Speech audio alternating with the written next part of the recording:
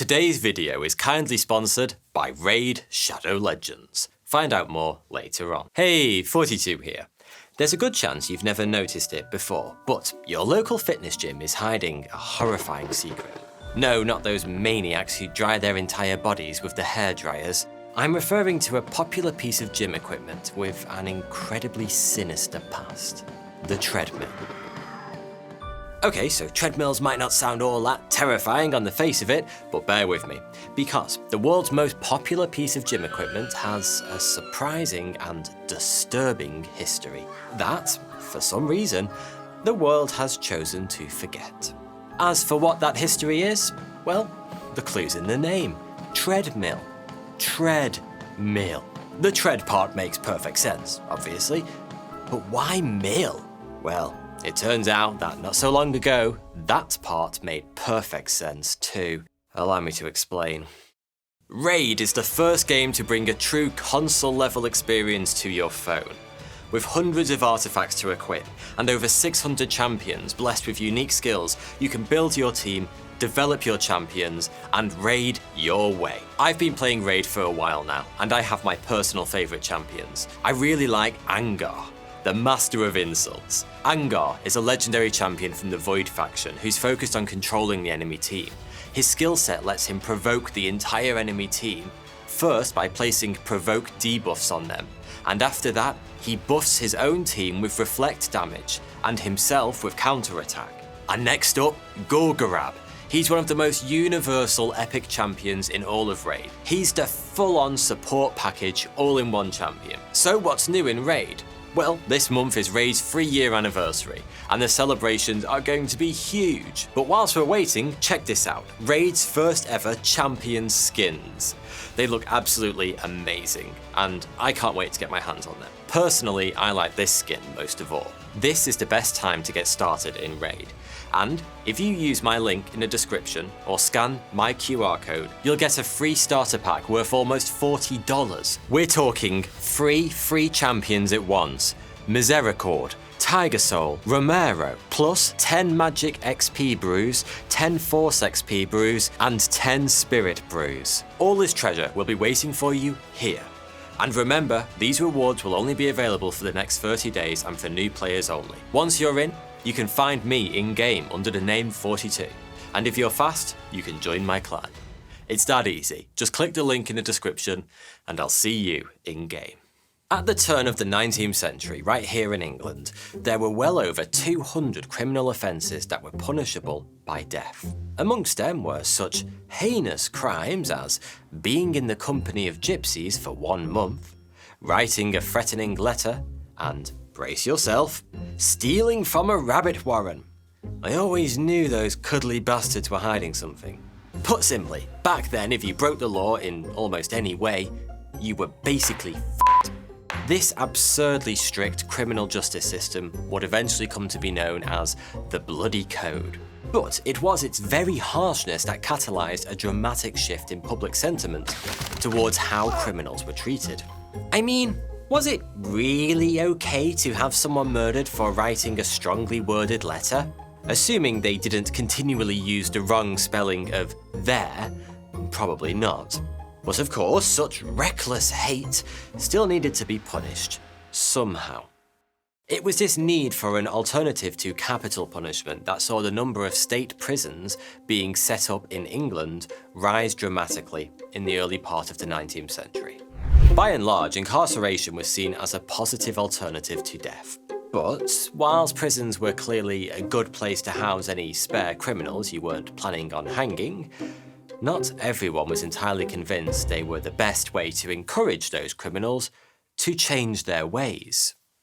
You're probably familiar with the phrase, "there's no rest for the wicked," which is usually used lightheartedly to mean that work doesn't stop, no matter how tired or busy you may be.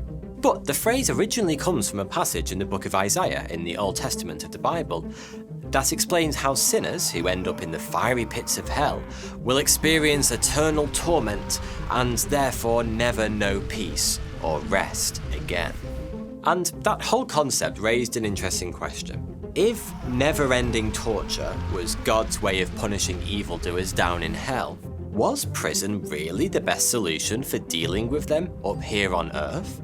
Because in prison, which was basically just a giant building full of tiny rooms where nobody ever did anything, there was plenty of rest for the wicked.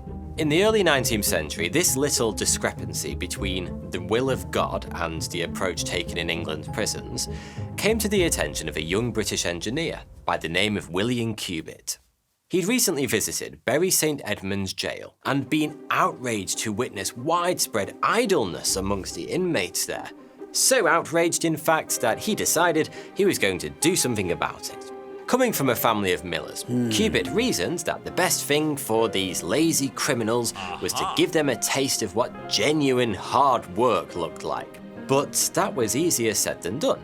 After all, there wasn't exactly an abundance of useful jobs to choose from, nor was there any space for physical activity.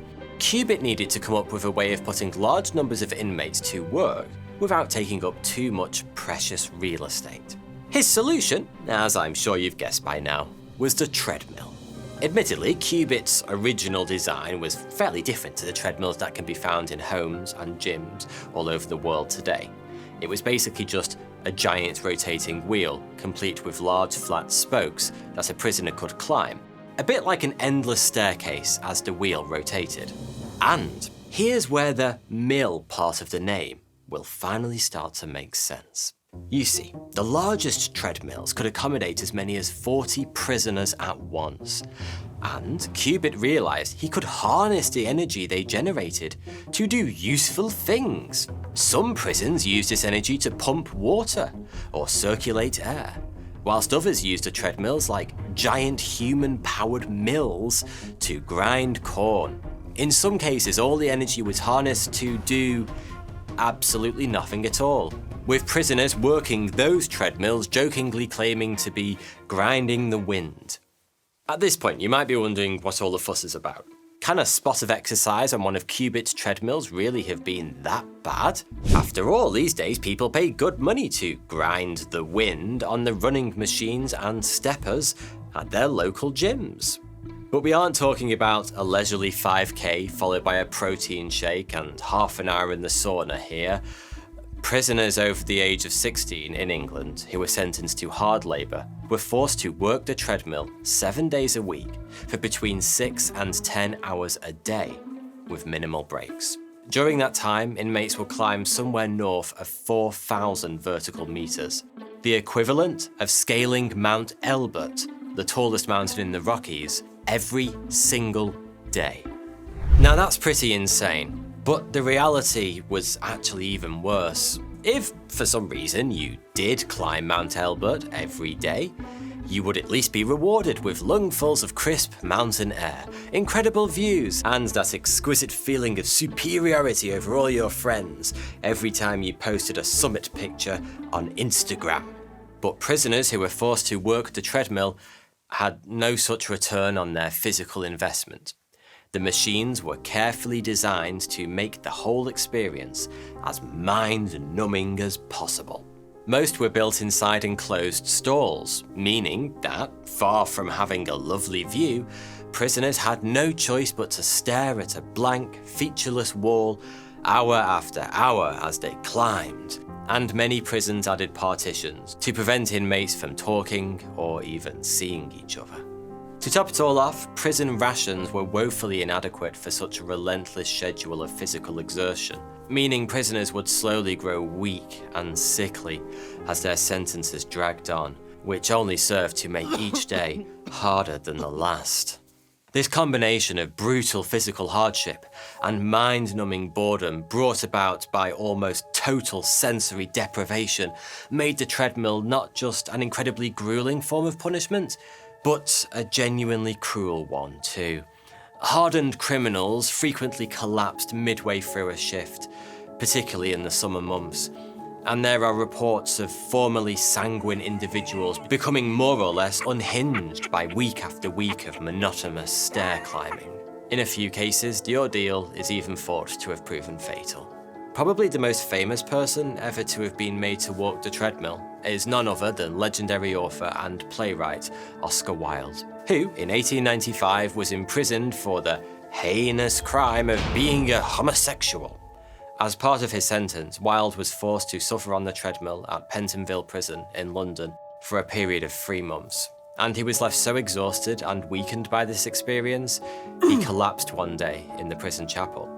It was a nasty fall, and Wilde came away from it with a ruptured eardrum, an injury that some doctors believe contributed to his death, which came just 2 years after he was released from prison at the age of 46. Despite its incredible cruelty, for a long time the treadmill was seen as a great success, largely thanks to a deluge of glowing 5-star reviews from prison wardens, who invariably reported less trouble amongst inmates after a treadmill was installed. Not that that's exactly a big surprise. In order to make trouble, you have to actually move, something that prisoners who used a treadmill for 8 hours a day were understandably disinclined to do. By the end of the 19th century, there was almost 40 treadmills in use in prisons around Britain, with several institutions in the US and beyond also adopting the technology.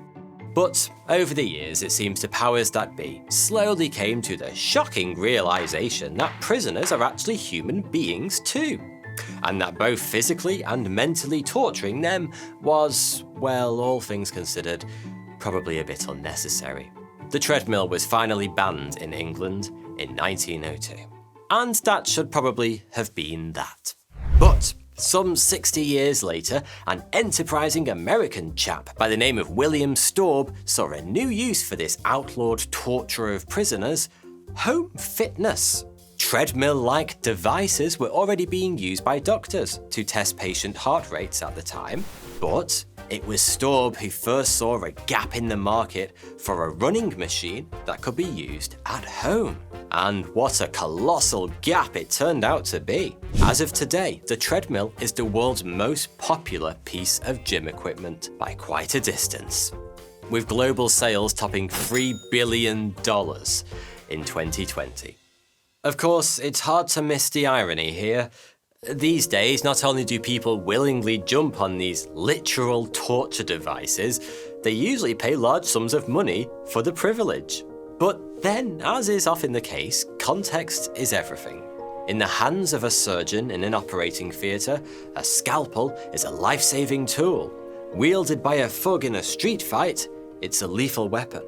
The same can be said of the treadmill. In a prison setting where people were forced to use it for up to 10 hours a day, it was a brutal torture device.